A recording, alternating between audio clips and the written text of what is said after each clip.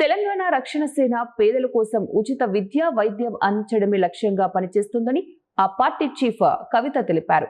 గురువారం అంబర్పేటలో నిర్వహించిన జనం బాటా కార్యక్రమంలో ఆమె మాట్లాడుతూ ప్రజల ఆశీర్వాదంతో భవిష్యత్తులో అధికారంలోకి వచ్చి పేదల సమస్యలను పరిష్కరిస్తామని హామీ ఇచ్చారు.